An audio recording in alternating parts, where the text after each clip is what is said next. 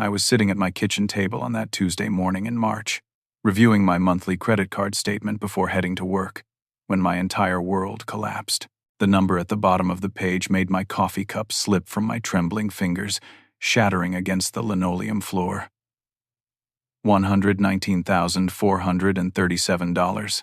My eyes scanned the charges in disbelief. Hotel Le Meurice, Paris. First-class Delta flights. Chanel boutique. Louis Vuitton flagship store. Michelin-starred restaurants I couldn't even pronounce. Every charge was dated during the 2 weeks my 24-year-old sister Madison claimed she was visiting a friend in California. The sick realization hit me like a freight train as I remembered giving my parents my credit card information 3 months ago when Dad needed emergency surgery and their insurance was being difficult. I had trusted them with my financial security, and they had just destroyed my dream of buying my first house. My name is Derek, and at 28 years old, I thought I had my life figured out. As a senior software engineer at a growing tech company in Austin, Texas, I made decent money, but I lived like I was still in college. My apartment was a modest one-bedroom place with second-hand furniture. I drove a 2008 Honda Civic with a dent in the passenger door, and I ate peanut butter sandwiches for lunch most days. Every penny I could save went toward my house fund. For 3 years, I had been meticulously building my credit score, cutting every corner, working overtime shifts, and living on beans and rice to accumulate enough for a down payment on a small starter home. The house hunting had been going perfectly. Just last month, I had been pre-approved for a mortgage and found a cute 2-bedroom bungalow with a small backyard where I could finally get the dog I had always wanted. The closing was scheduled for next week, and I had already given my landlord notice. My coworkers had been joking about helping me move in exchange for pizza and beer. Madison, my younger sister, had been living with our parents since dropping out of college 2 years ago. She claimed to be dealing with depression and anxiety, cycling through various part-time jobs that never lasted more than a few months. Mom and Dad enabled her completely, paying for her car, her clothes, her nights out with friends. I had always been the responsible one, the one who helped when Dad's contracting business hit rough patches, or when unexpected medical bills piled up. 3 months ago, when Dad collapsed at a job site and needed emergency heart surgery, their insurance company delayed approval for the procedure. With Dad in the ICU and Mom having a breakdown in the hospital waiting room, I had handed over my credit card without hesitation. The surgery cost $12,000 upfront, and I told them to use whatever they needed. Dad recovered well, and I thought that was the end of it. Staring at my statement now, my hands shook as I scrolled through pages of luxury charges. The Le Meurice Hotel alone was $3,000 per night for 5 nights. The first-class flights to Paris were $8,000 each way. Designer shopping sprees at Chanel, Hermès, and Cartier totaled $42,000. Madison had been living like royalty for 2 weeks while I calculated grocery budgets down to the last dollar. I called my parents immediately, my voice cracking with rage when Mom answered. "Mom, what the hell is this credit card statement? There are charges for Paris, for luxury hotels. This is over $100,000. The silence on the other end stretched so long I thought the call had dropped. Finally, Mom's voice came through, shaky and defensive. "Oh, honey, Madison just needed a little getaway. She's been so depressed lately, and we thought a nice trip would help her mental health."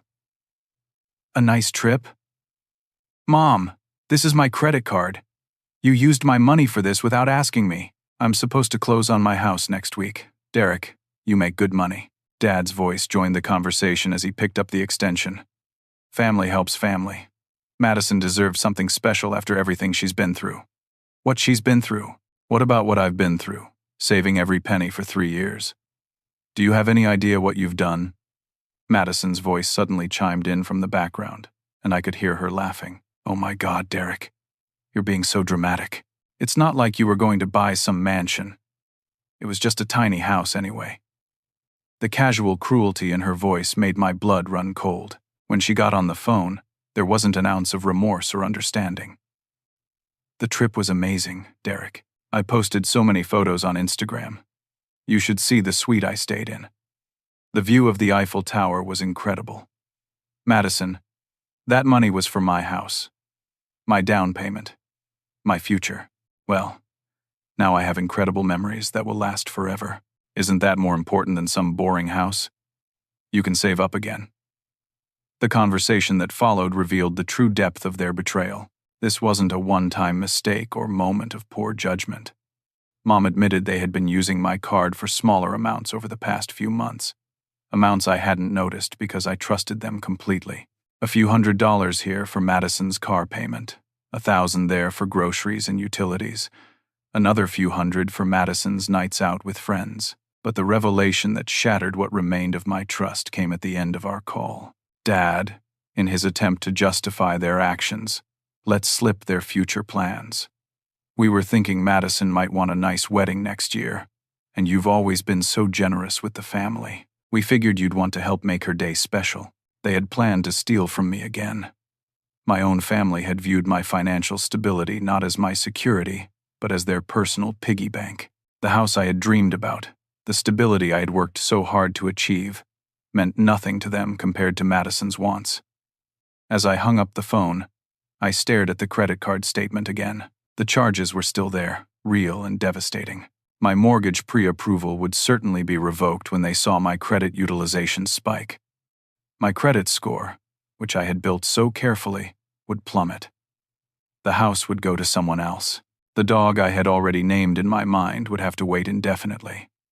I had always known my family struggled with boundaries, but I never imagined they would financially destroy me without a second thought. The people I loved most in the world had just stolen my future, and they expected me to be grateful for the privilege of funding their betrayal. The next morning brought a parade of phone calls that made me question my own sanity. Mom called at 6 a.m, sobbing so hard I could barely understand her words. "Derek, honey, you're tearing this family apart. Madison is devastated that you're so angry with her. She just wanted to experience some culture and beauty in her life." Mom, she experienced culture and beauty with my money, without my permission.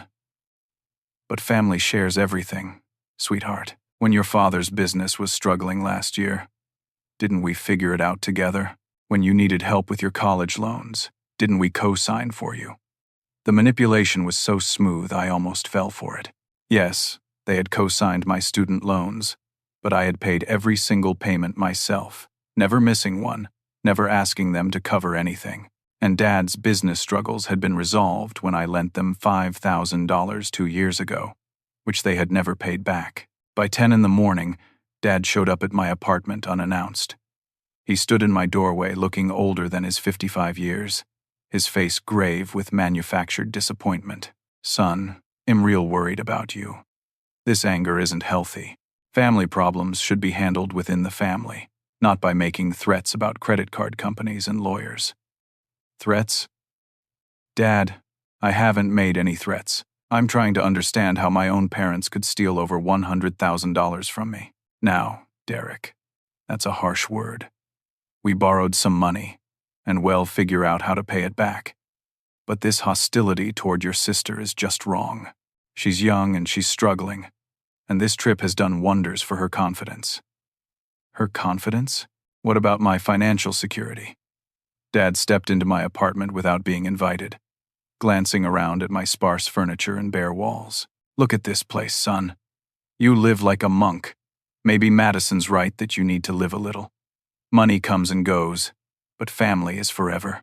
The phone calls from extended family started that afternoon. My Aunt Carol, Mom's sister, called to tell me how disappointed she was in my selfishness.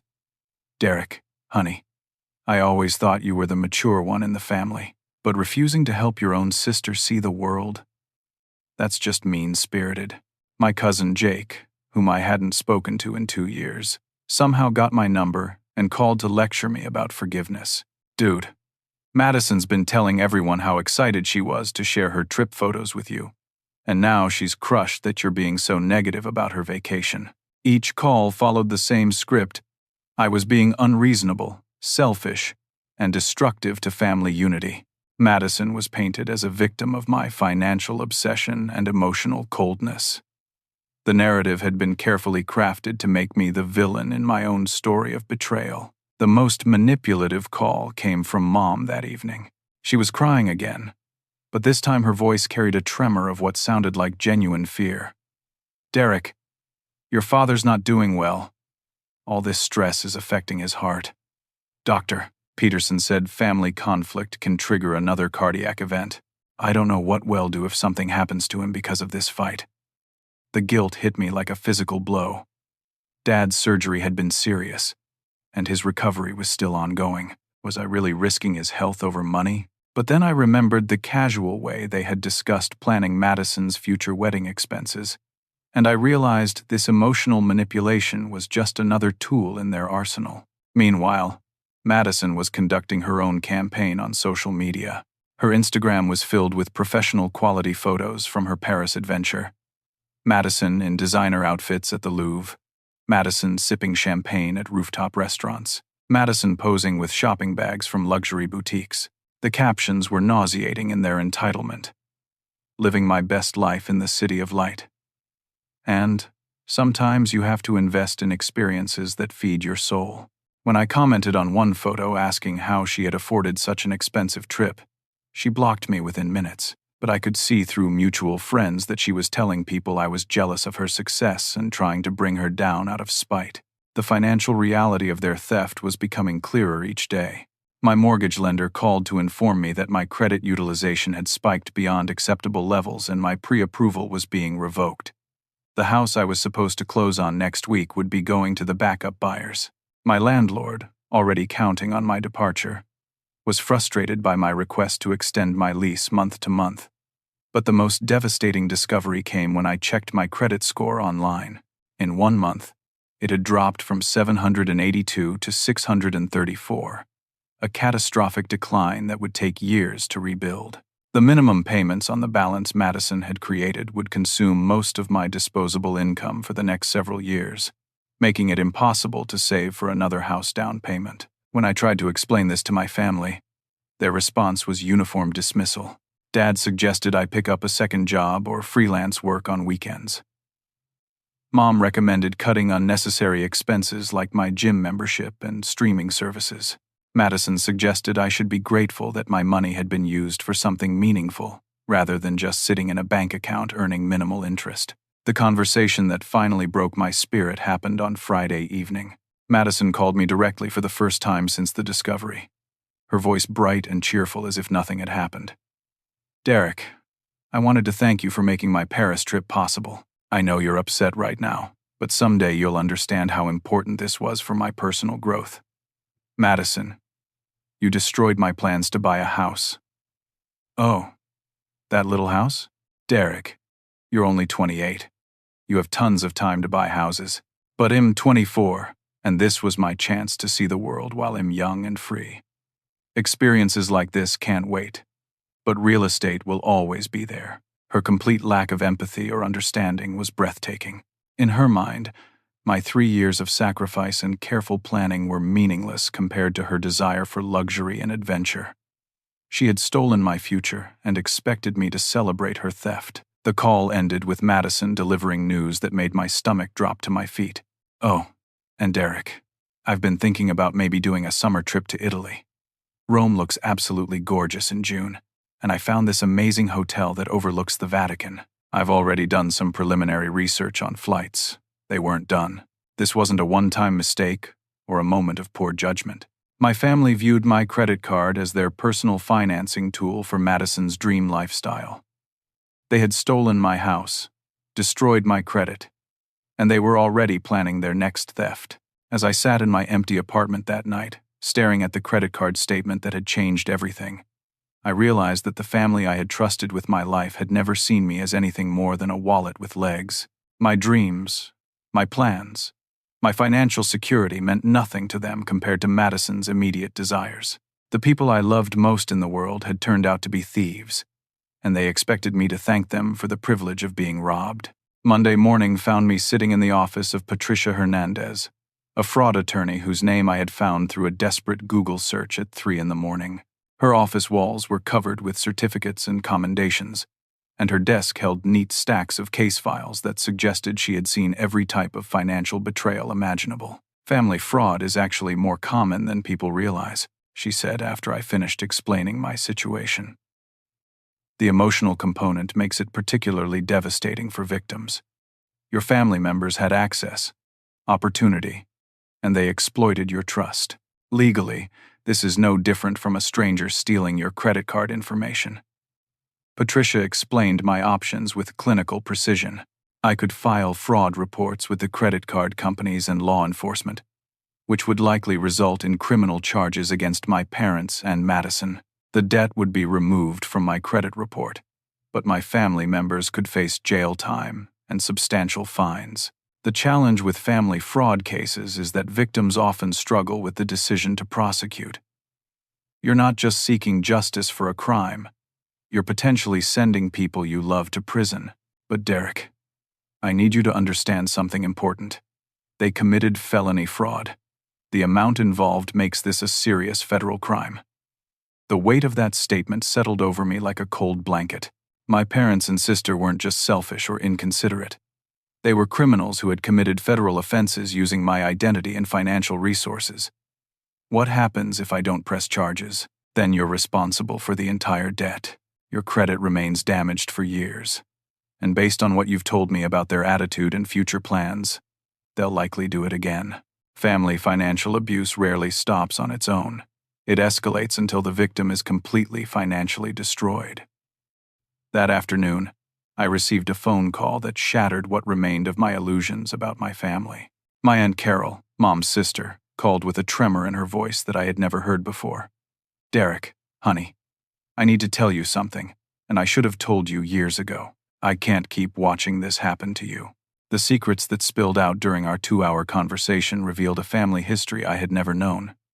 Madison had never held a steady job because Mom and Dad had always swooped in to rescue her from any consequence. She had crashed 3 cars, and they had replaced each one without making her pay a dime. She had racked up credit card debt in college, and they had paid it off by taking out a second mortgage on their house. Your grandfather's inheritance, the $20,000 that was supposed to be split between you and Madison. They gave it all to her to pay off gambling debts from some online poker addiction she had for 6 months. They told you it was tied up in legal issues, remember? I remembered. I had been 25 and planning to use my portion of Grandpa's inheritance as a down payment on a small condo. When Mom told me the estate was complicated and the money wouldn't be available for a few years, I had accepted it without question and continued living in my tiny studio apartment. And Derek, there's more. Your parents have been borrowing money from relatives for months, telling everyone that you approved the loans and would be paying them back. Your Uncle Mike thinks you owe him $8,000 from when they said you needed help with car repairs. Your cousin Sarah believes you borrowed $1,500 for medical expenses. The systematic deception was staggering. Not only had they stolen from me directly, but they had been using my reputation and credit to scam extended family members who trusted both of us. But Aunt Carol's most devastating revelation came at the end of our call. Derek, your father's contracting business isn't just struggling. It's been failing for over a year. They've been using your credit cards to pay suppliers and keep the business afloat. When they told you about the medical expenses, most of that money went to business debts, not the hospital. The emergency surgery had been real, but the financial emergency had been fabricated. They had manipulated my love and concern for Dad's health to gain access to my credit, then used my money to prop up a failing business while letting me believe I was helping with legitimate medical costs. That evening, I drove to my parents' house with a printed copy of my credit report and a notebook full of questions. The suburban ranch house where I had grown up looked smaller than I remembered, and I noticed details that had escaped my attention before.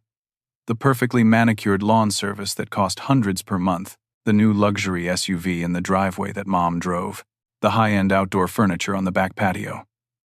They had been living well, while systematically destroying my financial future. The confrontation that followed was unlike anything in our family's history.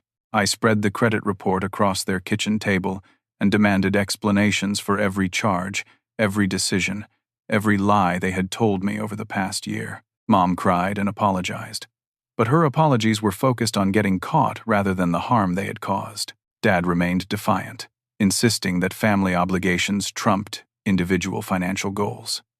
Madison arrived halfway through the discussion, apparently summoned by frantic text messages from Mom. She walked into the kitchen carrying shopping bags from expensive boutiques. her designer sunglasses pushed up on her head, looking like she had stepped out of a fashion magazine. "What's all this drama about?" she asked, glancing at the credit report with mild curiosity. "Are you still upset about the Paris trip?" "Derek, I brought you a souvenir. It's a really nice scarf from Hermes." The casual way she offered me a gift purchased with my own stolen money was so absurd I almost laughed. Instead, I asked her directly about her spending habits, her future plans, and her understanding of the financial damage she had caused. Madison's responses revealed a level of entitlement and delusion that shocked even me. She genuinely believed that my financial resources existed for her benefit. In her mind, my years of saving and sacrifice were evidence that I didn't need money as much as she did. My modest lifestyle proved that I wouldn't miss the money she had spent on experiences and luxury items. "Derek, you live like you're poor even though you make good money. At least now your money went towards something beautiful and meaningful. I have memories and experiences that will last forever. Isn't that better than just having money sitting in some boring savings account?" The conversation reached its breaking point when I confronted them about the planned Italy trip and the pattern of ongoing theft. Instead of shame or remorse, they presented what they called a family solution. Dad had drawn up a payment plan where I would take on extra freelance work and give up unnecessary expenses to pay off Madison's debts over the next 4 years. "We've talked to a financial advisor," Mom said, producing a handwritten document that looked like it had been created on their kitchen table. "If you cut your rent by getting a roommate, stop eating out completely, and pick up freelance projects on weekends, you can have this debt paid off by the time you're 32. Then you can start saving for a house again." They expected me to sacrifice 4 more years of my life to pay for Madison's luxury lifestyle. The house they had stolen from me was just the beginning of a long-term plan to use my income as Madison's personal trust fund. Madison nodded enthusiastically at this plan, as if they were offering me a generous gift. "And Derek, once you get this paid off, I promise I'll be more careful about expenses. Maybe by then I'll have a job or be married to someone who can support my lifestyle." The final revelation of that nightmare evening came when my phone buzzer notification while we were arguing. A text alert from my credit card company informed me that someone was attempting to make a large purchase at a luxury car dealership in Austin. The attempted charge was for $65,000 for a BMW convertible. I looked at Madison, then at my parents, my phone screen showing the fraud alert in real time. "Is one of you trying to buy a car with my credit card right now?" The guilty expressions on their faces told me everything I needed to know. While I sat at their kitchen table trying to understand how they could have betrayed me so completely, they were still actively stealing from me. The BMW purchase was supposed to be Madison's congratulations gift to herself for her successful Paris trip. They had planned to surprise me with the news after presenting their payment plan, expecting me to be grateful that they had chosen a car that would hold its value well. As I left their house that night, I realized that my family's betrayal wasn't a mistake or a moment of poor judgment. It was a calculated, ongoing criminal enterprise designed to transfer my wealth to Madison while keeping me trapped in a cycle of debt and obligation. They weren't sorry for what they had done. They were sorry they had been caught before they could steal even more. The people who were supposed to protect and support me had declared war on my future, and they expected me to surrender without a fight. The next morning, I did something I should have done immediately after discovering the Paris charges. I ordered comprehensive credit reports from all 3 major credit bureaus. What arrived in my email 3 hours later was a financial horror story that made the original theft look like petty cash. 7 credit cards had been opened in my name over the past 8 months. Cards I had never applied for, never seen, never used. The applications had been submitted online using my social security number, my employment information, and addresses where I had never lived. My supposed income on the applications was inflated to justify higher credit limits, and the cards were being mailed to a post office box I had never rented. The total credit available across all fraudulent accounts was $312,000. Current balances totaled $196,000, with charges ranging from luxury shopping sprees to cash advances to business equipment purchases for Dad's contracting company. But the credit cards were just the beginning. A mortgage application had been filed in my name for a $400,000 house in a suburb I had never visited. The application listed me as self-employed, with an annual income of $150,000, nearly double my actual salary. Someone had forged my signature on tax returns and bank statements to support the loan application. Business loans totaling $87,000 had been approved using me as the primary borrower and guarantor for Dad's failing contracting company. The loans were secured against equipment I didn't own and guaranteed by income I didn't earn. When Dad's business inevitably failed, I would be personally responsible for every penny. The apartment lease applications were perhaps the most brazen part of their scheme.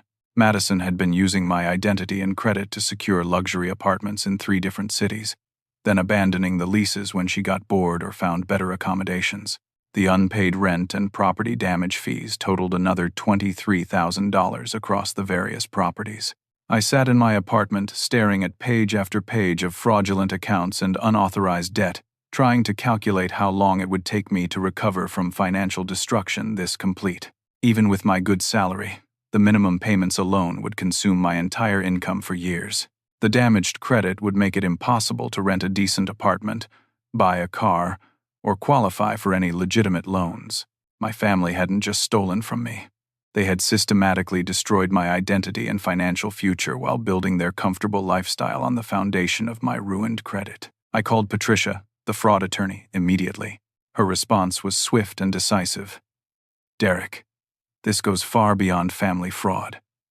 This is organized identity theft on a massive scale. You need to file police reports immediately and contact the FBI. The scope of this operation suggests they've been planning and executing this for months or even years." That afternoon, I scheduled what I thought would be my final family meeting. I printed every credit report, every unauthorized account statement, every fraudulent application, and every piece of evidence of their criminal conspiracy. The stack of papers was 2 inches thick.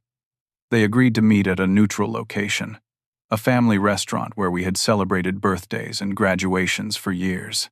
The irony wasn't lost on me that our final conversation would happen in a place associated with happier memories. Mom, Dad, and Madison arrived together, and I noticed they had brought someone I didn't recognize, a middle-aged man in an ill-fitting suit who introduced himself as Bradley, their financial advisor and family friend.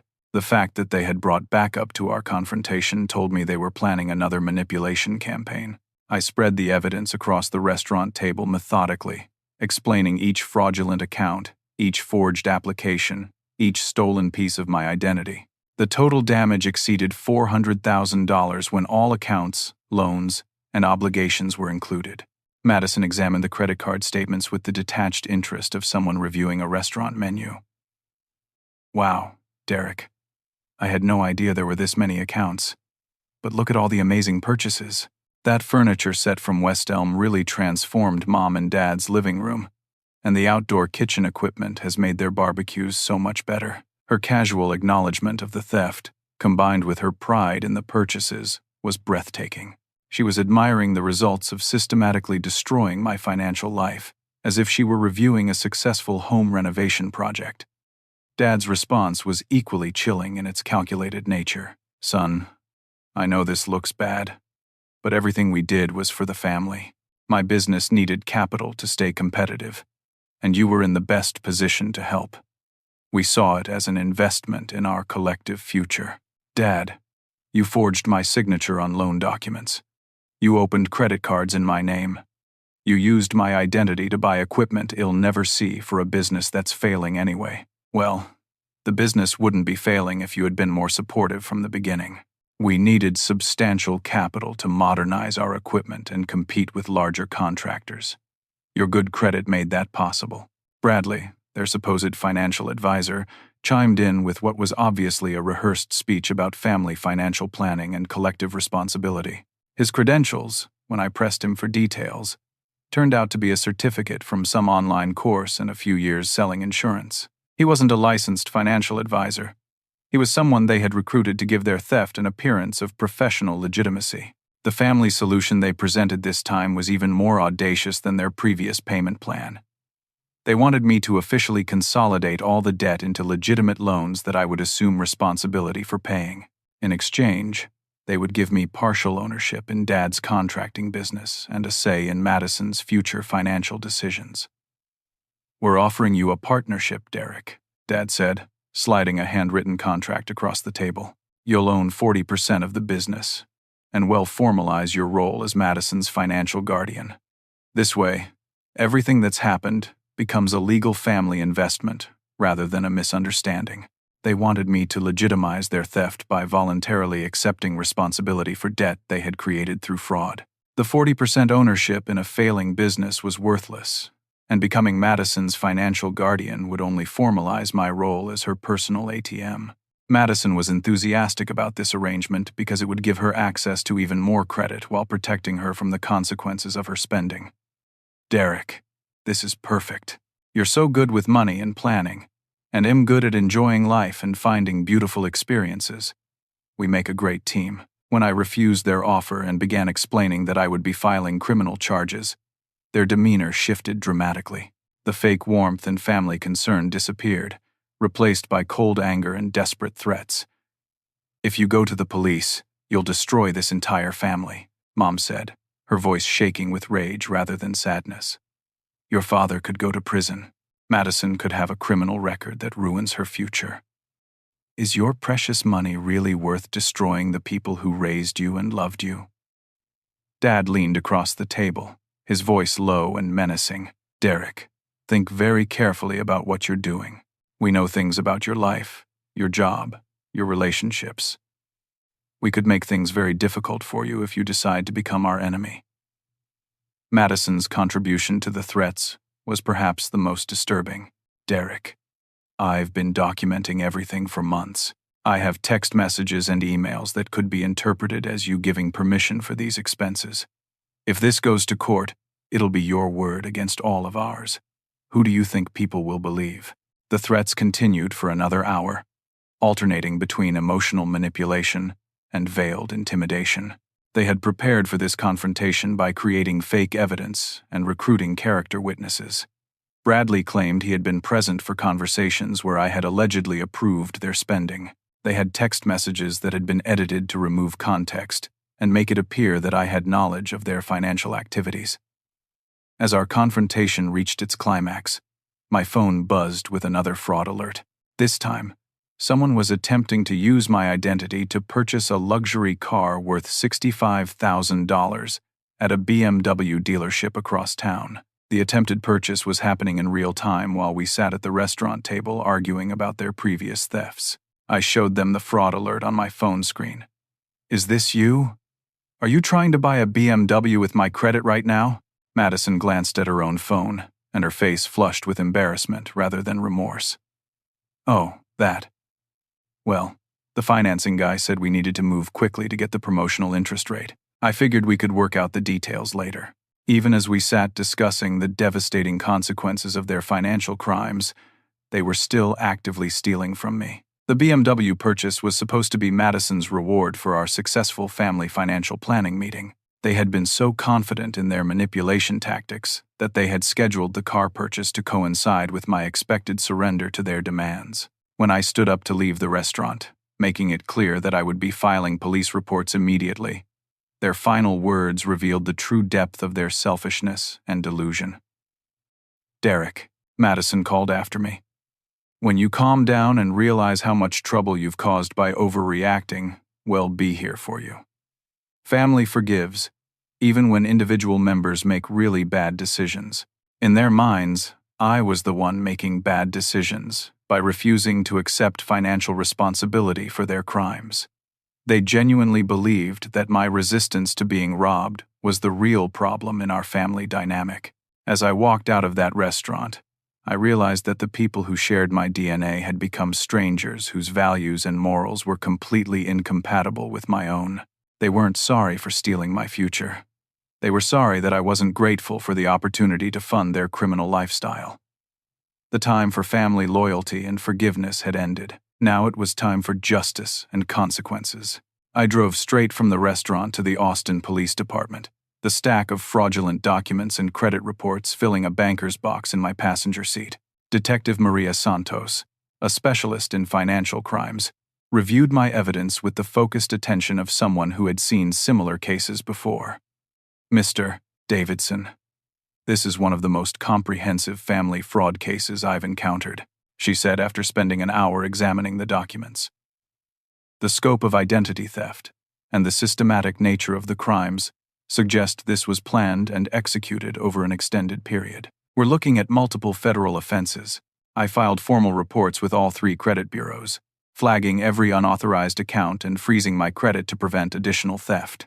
The FBI's Internet Crime Complaint Center received a detailed report documenting the interstate nature of Madison's fraudulent activities. Within hours, my phone was buzzing with calls from fraud investigators at various financial institutions. The immediate response was more swift and decisive than I had expected.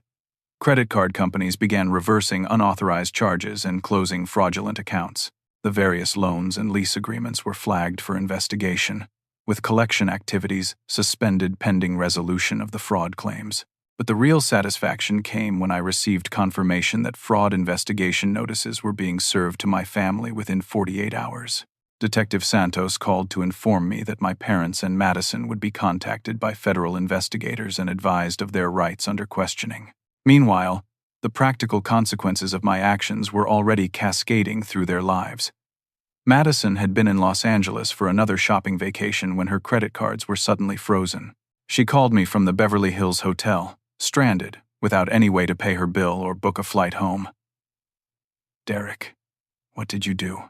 My cards aren't working, and the hotel is saying there's a problem with my account. I'm stuck here with no money." "Madison, those weren't your cards. They were fraudulent accounts opened in my name. The credit card companies have closed them and reversed the charges. But I have plans. I was supposed to meet some friends in Malibu tomorrow, and I already booked spa appointments and restaurant reservations. You can't just cancel my trip because you're having some kind of financial crisis." Her complete inability to understand that she had been spending stolen money was almost pathetic. Even when faced with the immediate consequences of fraud investigation, she remained focused on the inconvenience to her social plans rather than the criminal nature of her actions. Dad's construction business felt the impact immediately when his business bank accounts were frozen pending investigation. He had been using the fraudulent loans to pay suppliers and subcontractors, and the sudden loss of operating capital brought ongoing projects to an immediate halt. The phone call from Dad was less panicked than Madison's, but far more threatening. "Derek, you need to fix this immediately. I have crews on job sites and suppliers waiting for payment. If my business fails because of your vindictive behavior, a lot of innocent people are going to suffer." "Dad, your business was already failing. You were using stolen money to prop it up. Those innocent people were going to suffer anyway when the house of cards collapsed. This is family business, Derek. You don't involve outsiders in family problems. Call your lawyer and tell them this was all a misunderstanding. Tell them you gave permission for everything and just forgot about it. I'm not going to commit perjury to cover up your crimes, Dad." The conversation deteriorated from there, with Dad alternating between threats and desperate attempts at emotional manipulation. The man I had looked up to my entire life was revealed as someone willing to sacrifice my future for his failing business, and unwilling to accept responsibility for the consequences of his criminal actions. Mom's response was perhaps the most painful because it revealed how completely she had prioritized Madison's desires over any consideration of right and wrong. She called crying, but her tears were focused on the impact on Madison rather than remorse for their actions. "Derek, Madison is devastated. She's stuck in California with no way to get home, and she doesn't understand why you're being so cruel to her. She never meant to hurt you. She just wanted to live a little and enjoy some beautiful experiences. Mom, she committed felony fraud. She used my identity to steal over $100,000. Those beautiful experiences were paid for with money stolen from my future. But she's your sister, Derek. She's young and she makes mistakes, but destroying her life won't solve anything. Can't you find it in your heart to forgive her?" The investigation moved faster than any of us had anticipated. Bank security footage confirmed that Mom and Madison had been using my credit cards for months, with video evidence of them making purchases and cash withdrawals. Digital forensics revealed that the fraudulent credit card applications had been submitted from computers in my parents' house and from Madison's phone. The paper trail was overwhelming and undeniable. Forged documents contained handwriting analysis that would easily prove they hadn't been signed by me. IP addresses, timestamps, and location data created a comprehensive record of systematic fraud that would be impossible to explain away in court. But the investigation also revealed something that shocked even the experienced fraud detectives handling my case. My father's contracting business had been used as the front for a much larger identity theft operation. Customer information from his legitimate contracting jobs had been used to open fraudulent credit accounts for dozens of families. Detective Santos called to inform me that my family's crimes extended far beyond stealing from me. "Mr. Davidson, your father has been collecting personal information from his contracting customers and using it to open credit accounts in their names. We've identified at least 23 additional victims with losses totaling over $800,000. My parents and Madison weren't just thieves who had betrayed family trust. They were career criminals who had been operating an identity theft ring for over a year. Dad's contracting business provided perfect cover for collecting the personal information needed for fraud. Home renovation projects gave him access to financial documents, social security numbers, and personal details that could be used for identity theft. Madison's role in the operation was more sophisticated than her spoiled princess persona had suggested. She had been responsible for online research, social media stalking, and lifestyle analysis to identify high-value targets among Dad's customers. Her frequent trips and expensive lifestyle weren't just the result of stealing from me. They were funded by a criminal enterprise that had destroyed the financial lives of dozens of families. The news media picked up the story within a week, with local television stations reporting on the family identity theft ring that had been operating in the Austin area. My workplace was incredibly supportive, with my manager offering legal assistance and assuring me that my job was secure despite the media attention. The community response was overwhelmingly supportive as well. Neighbors, coworkers, and even strangers reached out to express their support for my decision to report my family's crimes. I received dozens of messages from other fraud victims who understood the difficulty of seeking justice against family members. But the personal cost of my decision was devastating in ways I hadn't fully anticipated. Extended family members who had initially believed my parents' manipulation campaign began reaching out to apologize and offer support once the truth became public. The uncle who thought I owed him $8,000 called to express his horror at learning he had been scammed. Cousins who had received angry calls about my supposed selfishness now understood they had been manipulated into participating in my family's campaign against me. Yet, despite the overwhelming evidence and the broader scope of their criminal activity, my parents and Madison remained focused on blaming me for the consequences of their choices. From jail, Madison wrote me a letter that perfectly captured their continued delusion and self-pity. "Derek, I hope you're happy now that you've destroyed our family and ruined my life. All I ever wanted was to experience beauty and culture in the world, and you've turned that into some kind of criminal conspiracy. I'll probably never be able to travel again because of your vindictive decision to involve the police in what should have been a private family matter. I hope the money was worth losing your sister forever."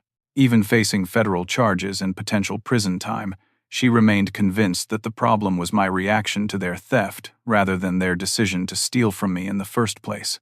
The letter contained no acknowledgement of wrongdoing, no expression of remorse, and no understanding of the impact their crimes had on me and dozens of other victims. As I sat in my apartment reading Madison's letter, I realized that pressing charges hadn't just been about protecting my financial future. It had been about refusing to enable people who viewed other people's lives and security as resources to be exploited for their own benefit. My family had revealed themselves to be predators who had used my love and trust as weapons against me. The investigation was moving toward criminal charges that could result in significant prison time for all three of them. Justice was finally within reach. But the personal cost of seeking that justice had been the complete destruction of every family relationship I had ever valued. Sometimes protecting yourself from people who would destroy you requires accepting losses that feel almost as devastating as the original betrayal.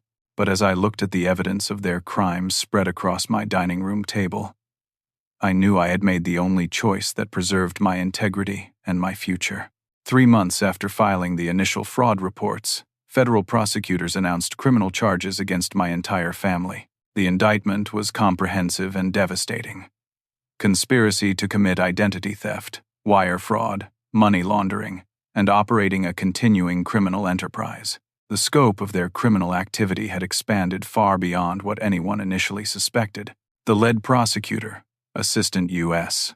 Attorney Jennifer Walsh, called to explain the charges and prepare me for what would be a lengthy legal process. Derek, your family was operating one of the most sophisticated family-based identity theft rings we've encountered in Texas.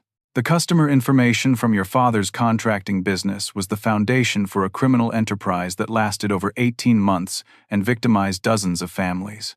The details that emerged during the investigation painted a picture of calculated criminality that shocked even the experienced federal agents handling the case. Dad's contracting jobs provided perfect access to homeowners' personal information. Social security numbers from permit applications, bank account information from payment checks, employment details from loan documents that homeowners shared during renovation planning. Madison's role had been far more sophisticated than anyone realized. She maintained detailed spreadsheets tracking potential victims, credit scores, spending patterns, and lifestyle indicators. Her social media stalking skills allowed her to identify families with high disposable income and good credit who were unlikely to notice unauthorized charges immediately. Mom's contribution involved creating fake documents and managing the logistics of the fraud operation. She had been forging signatures, creating false identification documents, and coordinating with Madison to ensure stolen credit cards were used before victims discovered the theft. The media attention was intense but largely sympathetic to my situation. Local news stations interviewed me about the difficulty of reporting family members for criminal activity, and I became an unofficial spokesperson for fraud victims who discovered they had been betrayed by trusted family members. My employer's response exceeded my expectations in its supportiveness. Not only did they provide legal assistance and time off for court proceedings, but they also offered me a promotion to lead a new fraud detection initiative within our software development team. My experience with identity theft gave me insights into security vulnerabilities that could protect other potential victims. The community rallied around me in ways that helped fill the emotional void left by my family's betrayal. Neighbors brought meals during particularly stressful weeks of legal proceedings. Coworkers invited me to social events and family gatherings, ensuring I wasn't isolated during the holidays and special occasions that had previously been family-centered. But the most meaningful support came from other fraud victims who contacted me after seeing news coverage of the case. A support group for identity theft survivors became a crucial part of my healing process, connecting me with people who understood the unique trauma of financial betrayal. One particularly meaningful relationship developed with Sarah Mitchell, a fraud victim whose identity had been stolen by strangers rather than family members.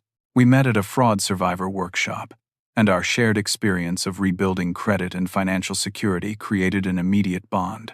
Sarah understood the practical challenges of recovery in ways that well-meaning friends and coworkers couldn't. She helped me navigate the complex process of disputing fraudulent accounts, rebuilding credit history, and developing security measures to prevent future theft. Our friendship gradually evolved into something deeper as we supported each other through the legal and emotional aftermath of our respective cases. The criminal trial process revealed additional details about my family's criminal enterprise that made their betrayal even more painful. Recorded phone calls between them showed they had been planning to expand their operation by recruiting Madison's friends to help target their family's financial information. Madison had been developing plans for a lifestyle consulting business that would help other young women access luxury experiences through creative financial strategies. The business plan was essentially a manual for recruiting accomplices to commit family fraud on a larger scale. Dad's long-term vision involved expanding the contracting business specifically to access more potential identity theft victims. He had been researching wealthy neighborhoods and bidding on renovation projects not for their profitability, but for the personal information access they would provide. During the trial, their defense attorneys attempted to portray me as a vindictive family member who was exaggerating the extent of their crimes. They argued that family financial disputes should be resolved through civil litigation rather than criminal prosecution, but the evidence was overwhelming and undeniable.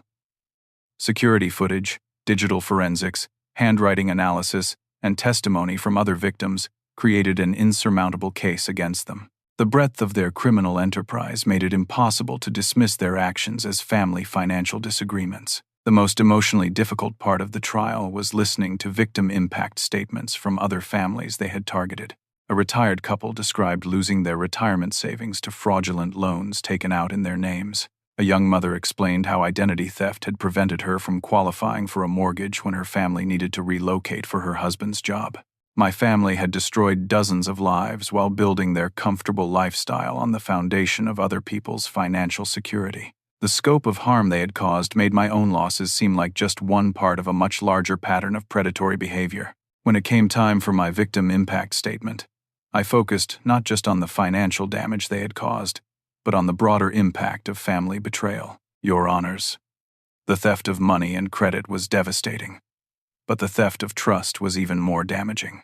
These three people taught me that family love could be weaponized against me, that my success could be viewed as a resource for others to exploit, and that the people closest to me could be the greatest threat to my security and future. The prosecution's closing arguments emphasized that family fraud was particularly heinous because it exploited emotional bonds and trust that victims had no reason to question. The defendants didn't just steal money. They weaponized the victim's love and family loyalty against him. They turned his generosity and concern for family into tools for their criminal enterprise. During the sentencing phase, my family's attorneys presented character witnesses and evidence of their community involvement, attempting to portray their crimes as aberrations rather than patterns of behavior. Madison's defense focused heavily on her youth and claims that she had been manipulated by older family members. But the judge's response showed he understood the calculated nature of their criminal enterprise. The defendants operated a sophisticated identity theft ring that victimized dozens of families over an extended period. The family relationship with one of the primary victims makes their crimes more serious, not less serious, because it demonstrates a willingness to exploit the most fundamental bonds of trust and affection. The sentences reflected the severity and scope of their criminal activity. Dad received 4 years in federal prison for organizing and operating the criminal enterprise. Mom received 2 years for her role in document forgery and money laundering. Madison received 18 months, with the judge noting that her age and supposed manipulation by older family members were balanced against her sophisticated role in targeting and research. All three were ordered to pay full restitution to every victim, with their assets seized and liquidated to begin the restitution process. The family home, vehicles, and business equipment were sold at auction, with proceeds distributed among the dozens of families they had victimized. The restitution order also included provisions for ongoing monitoring of their financial activities for 5 years after their release from prison. They would be prohibited from opening credit accounts, accessing other people's personal information, or engaging in any business activities that involved handling customer financial data. As I left the courthouse after sentencing, I felt a complex mixture of relief, sadness, and vindication. Justice had been served, but the personal cost had been the complete destruction of every family relationship that had defined my identity for 28 years. Sarah was waiting for me outside the courthouse, offering the kind of support that comes from someone who understands both triumph and loss. "How do you feel?" she asked as we walked away from the building where my family's criminal careers had officially ended. "Free," I replied, and realized it was the first time in months that I had felt genuinely optimistic about my future. The people who had tried to destroy my financial security were now facing the consequences of their choices, and I was finally free to rebuild my life without fear of their continued predation. The road to recovery would be long, but for the first time since discovering those Paris charges on my credit card statement, I felt like the future belonged to me rather than to people who viewed my success as their personal resource. 2 years have passed since my family was sentenced, and the transformation in my life has been more profound than I could have imagined during those dark months of discovery and legal proceedings. The financial recovery happened faster than expected, partly due to excellent legal representation and partly because the scope of their criminal enterprise had caught the attention of federal agencies that expedited the restitution process. Within 6 months of their sentencing, all fraudulent debts had been removed from my credit reports, and my credit score had returned to the excellent range I had worked so hard to achieve. The credit card companies, facing liability for their failure to detect obvious fraud patterns, settled with substantial payments that more than compensated for my financial losses. The house hunting process that had been so brutally interrupted resumed with a vengeance. This time, armed with a healthy settlement, excellent credit, and hard-earned wisdom about financial security, I found a beautiful 3-bedroom house with a large backyard in a quiet neighborhood outside Austin. The extra space wasn't just for comfort. It was for the golden retriever puppy I adopted 3 weeks after moving in.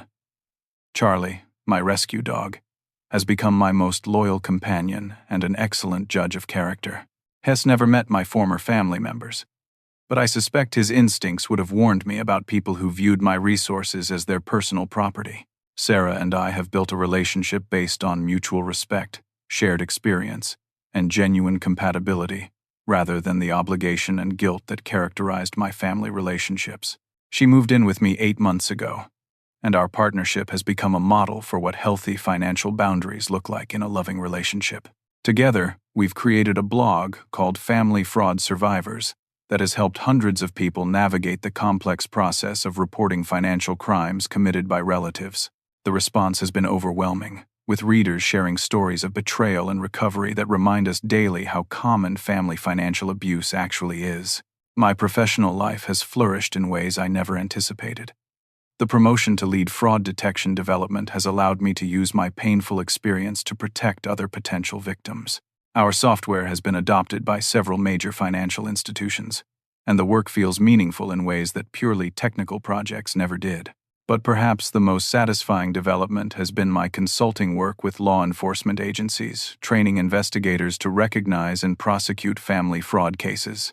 The reluctance of victims to report family members, combined with the sophisticated manipulation tactics used by family fraudsters, creates unique challenges that require specialized understanding. Speaking at fraud prevention conferences has become a regular part of my schedule, and the feedback from audiences suggests that my story resonates with people who have experienced similar betrayals or fear they might be vulnerable to family financial abuse.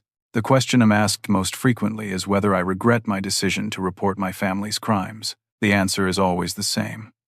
Reporting them was the only decision that preserved my integrity and protected other potential victims. Enabling their criminal behavior would have made me complicit in their future crimes against innocent people. Contact from my former family members has been limited and largely disappointing in its continued self-focus.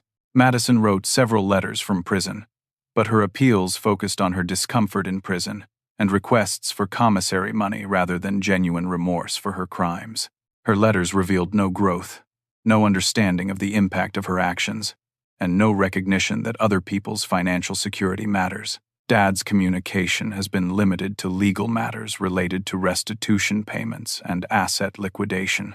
His business assets were sold to satisfy victim compensation, and he has shown no interest in rebuilding family relationships that he apparently never valued beyond their utility for his criminal enterprise. Mom's attempts at reconciliation have been more persistent but equally hollow. Her letters and occasional phone calls follow the same pattern of emotional manipulation that characterized their fraud campaign, focusing on her suffering, minimizing the harm they caused, and suggesting that my refusal to reconcile makes me the real problem in our family dynamic. The extended family relationships that were damaged by their manipulation campaign have largely been repaired.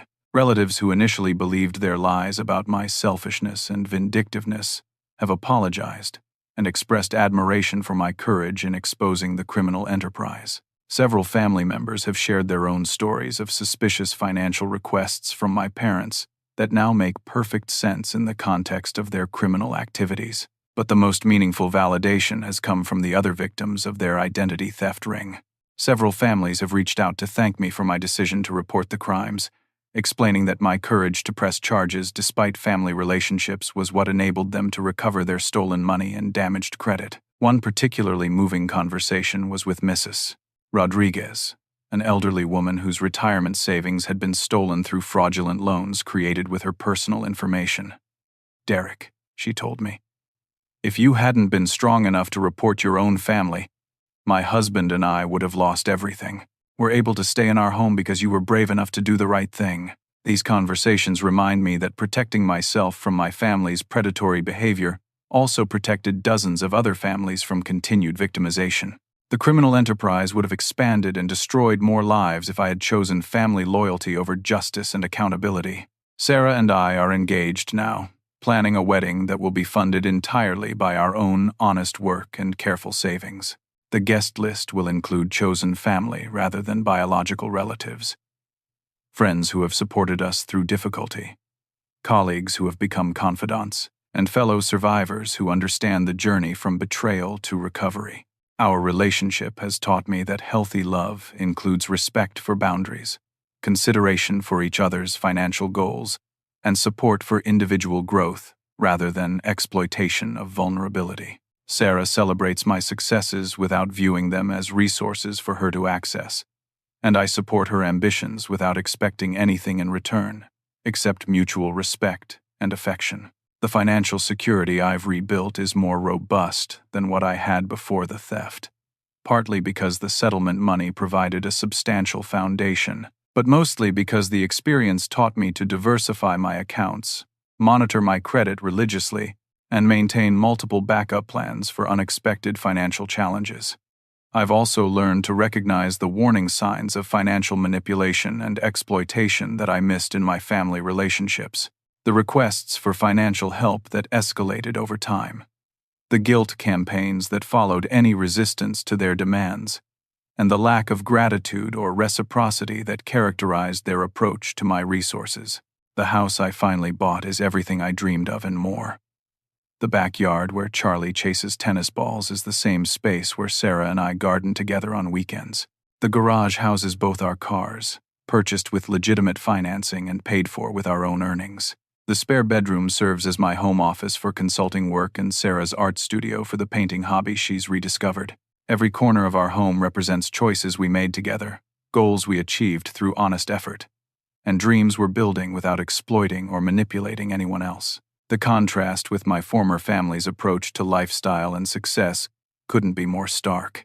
Looking back at the 28-year-old man who discovered those devastating credit card charges, I feel deep compassion for the confusion and heartbreak he experienced, but also profound pride in his decision to choose justice over convenience, accountability over enabling, and personal integrity over family loyalty misapplied. The path from discovery to recovery to rebuilding has been longer and more difficult than I anticipated, but also more rewarding than I thought possible.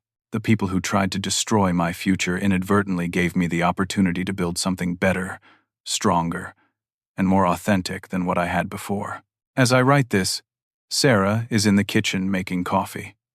Charlie is sprawled across the living room rug in a patch of morning sunlight, and the mortgage payment for our beautiful home will be automatically deducted from an account that contains only money we earned honestly. These simple pleasures represent everything my former family tried to steal from me and everything I fought to preserve and rebuild. The lesson that has emerged most clearly from this experience is that true family supports your dreams rather than stealing them. Setting boundaries isn't selfish when others refuse to respect your basic humanity and security. Sometimes the greatest gift you can give toxic people is accountability for their choices, even when that accountability comes with painful consequences.